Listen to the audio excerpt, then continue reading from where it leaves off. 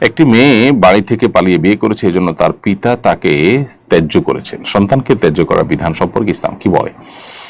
ইসলামে আসলে সন্তানকে ত্যায্য করবার কোনো বিধান নেই। ত্যায্য করা মানে হলো সম্পর্ক ছিন্ন করা, আত্মীয়তার সাথে সম্পর্ক ছিন্ন করা। এটা শরীয়তে হারাম।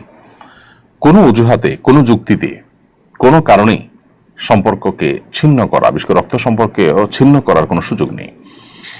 সে ভিডিওটা আমাদেরও দেখার সুযোগ হয়েছে। আমরাও দেখেছি যে বাবা এবং মেয়ে দুজনেই সানন্দে এবং স্বেচ্ছায় একে অন্যকে ত্যাগ করে চলে যাচ্ছেন। এর চেয়ে দুর্ভাগ্যজনক আর কিছু নেই।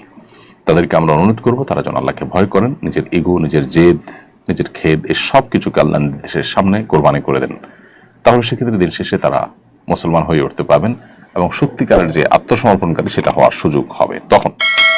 এই জন্য এই বিষয়টাতে আমাদের খুব বেশি মনোযোগ দেওয়া উচিত, আমরা যাতে কোনোভাবেই আল্লাহর বিধানের বাইরে গিয়ে নিজেদের ইগোকে প্রাধান্য না দিই। এবং এভাবে যদি ত্যায্য করেও শরীরের দৃষ্টিকোণ থেকে এটার কোনো ভ্যালু থাকবে না।